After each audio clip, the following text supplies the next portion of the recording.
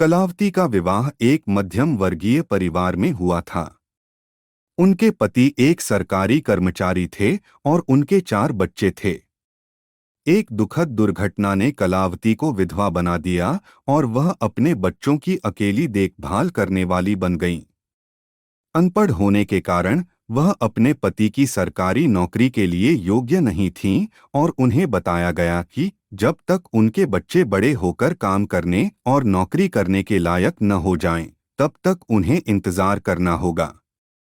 अपने भाग्य को स्वीकार करते हुए उन्होंने दूसरों के घरों में बर्तन धोने, कमरों की सफाई करने और इस तरह के अन्य काम करने शुरू कर दिए। उनके गुरु ने उन्हें शक्तिशाली ओम नमः शिवाय मंत्र में दीक्षा दी थी, जिसे उन्होंने पूरे दिल से स्वीकार किया। अपनी कठिनाइयों और निराशाओं के बावजूद उन्होंने दिन रात इस मंत्र का जाप किया और भगवान शिव में महान विश्वास रखा। यह निरंतर भक्तिपूर्ण जाप उन्हें बदलने लगा। उनके बाल जटाओं में बदल गए, वह युवा दिखने लगीं और उनके चेहरे पर एक दिव्य चमक आ गई। ओम स्वामी। उनकी भक्ति को देखकर मेरी माँ ने उन्हें गंदे बर्तन धोने से मना कर दिए। माँ उन्हें बहुत मानती थी। वह अक्सर हमारे घर आती थीं और एक बार उन्होंने एक भविष्यवाणी की। कलावती ओम स्वामी की माँ से। आप अपनी बेटी के लिए रिश्ता देख रही है। लड़का धारीदार शर्ट पहने होगा। वे एक सफेद कार में आएंगे और वे तय समय से अधिक रुकेंगे। आपकी बेटी की शादी उसी लड़के से होगी। ओम स्वामी। मेरा परिवार आश्चर्यचकित था क्योंकि हमारे परिवार के बाहर कोई नहीं जानता था कि हम बहन के लिए रिश्ता देख रहे हैं, और स्वाभाविक रूप से वे कलावती की घोषणा से खुश थे। अगले दिन एक सफेद एसयूवी आई और एक युवा व्यक्ति सफेद धारीदार शर्ट पहने कार से उतरा। उसने गलती से चाबी अंदर छोड़ दी और जब जाने का समय आया तो वे कार का दरवाजा नहीं खोल सके। अंततः कार की खिड़की तोड़नी पड़ी। इससे उनका रुकने का समय बढ़ गया, जैसा कि कलावती ने भविष्यवाणी की थी। ओम स्वामी। भविष्यवाणी केवल आंशिक रूप से सच हुई। मेरी बहन की वहाँ शादी नहीं हुई।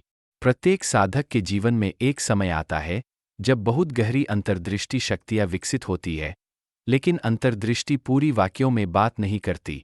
यह छोटे छोटे टुकड़ों में जानकारी देती है।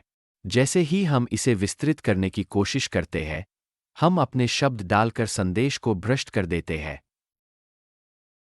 कलावती अक्सर ओम स्वामी को आमंत्रित करतीं और कुछ भी लिए बिना उन्हें आशीर्वाद देतीं। ऐसे ही एक दौरे पर उन्होंने उनके लिए एक भविष्यवाणी की। कलावती। आप जल्द ही विदेश जाएंगे और उच्च शिक्षा प्राप्त करेंगे। ओम स्वामी। भविष्यवाणी सटीक थी।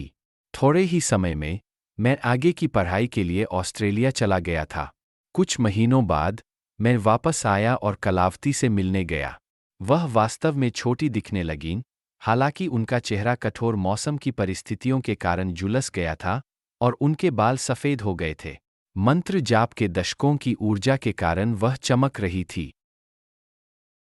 कलावती अब बूढ़ी हो चुकी थीं और एक पतली टिन की छत वाले छोटे से कमरे में रह रही थीं। भारत में गर्मियों ने उस कमरे को भट्टी जैसा बना दिया था। ओम स्वामी उन्हें एक नए कमरे में जाने के लिए मनाने की कोशिश करते हैं। ओम स्वामी। यह कमरा आपके लिए बहुत गर्म है। मैं आपके लिए एक नया कमरा बना सकता हूँ और उसमें एक एयर कंडीशनर भी लगा सकता हूँ। कलावती।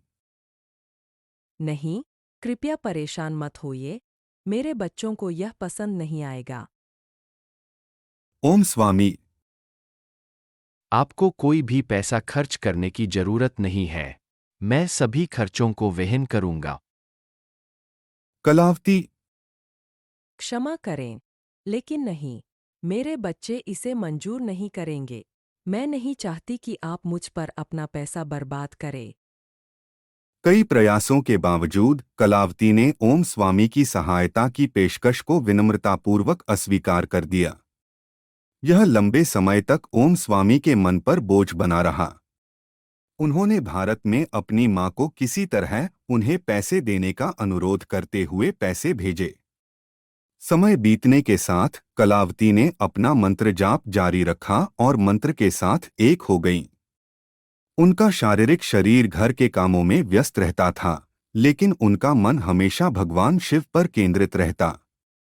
प्रतिदिन वह एक साधारण स्वच्छता अनुष्ठान करती, भगवान शिव की तस्वीर के सामने दीपक जलाती और फिर जाप शुरू करती। इस तीव्र आध्यात्मिक गतिविधि ने छोटे कमरे की दीवारों को गूंज दिया।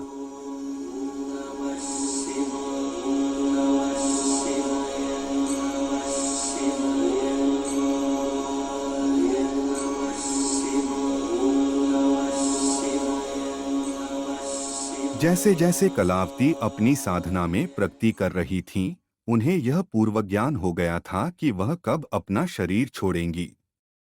उन्होंने बर्तन धोना बंद कर दिया, दिन में केवल एक बार भोजन किया करती थी, कभी कभी वह भी नहीं, और वह अपना सारा समय उस एक कमरे में जाप करते हुए बिताती थी। वह पूरी तरह से आत्मनिर्भर हो गईं, किसी से कुछ नहीं मांगती। अब उनके लिए कोई दिन या रात नहीं था। वह छोटे छोटे ब्रेक लेती, पानी का एक घूंट पिया करती थी। उन्होंने ऐसी उच्च अवस्था प्राप्त कर ली थी कि वह किसी को भी देखकर या सिर्फ उनके बारे में सोचकर आशीर्वाद दे सकती थीं। ओम स्वामी। जैसा कि मैं हमेशा कहता हूं, दर्द अपरिहार्य है, पीड़ा वैकल्पिक है। उन्होंने एक कठिन जीवन जिया, कम उम्र में अपने पति को खोकर, 4 बच्चों को अकेले पालने के लिए बर्तन धोना और घर साफ करना पड़ा, बड़े हो चुके बच्चों द्वारा उपेक्षित और दुर्व्यवहार का सामना भी किया। इस सब ने उनके विश्वास को हिलाने में विफलता पाई और उन्हें एक दृढ़ भक्त बना दिया। वह अपने शरीर से इतनी अलग हो गई थीं कि जो कुछ भी उनके शरीर के साथ हुआ उसका उनके लिए कोई महत्व नहीं था। उनका जीवन भगवान शिव पर केंद्रित था और अंत तक वही रहा। कलावती उसी तरह शांति से गुजर गईं जैसे वह जीती थीं। कोई बीमारी या दर्द नहीं, कोई दवा नहीं, और कोई भी डॉक्टर की विजिट नहीं। उन्होंने अपने शरीर को छोड़ दिया, एक प्रबुद्ध आत्मा के रूप में। इस वीडियो को देखने और समर्थन करने के लिए आपका बहुत धन्यवाद। कृपया इस चैनल को लाइक, शेयर और सब्सक्राइब करना न भूलें। खुश रहें और नमस्ते।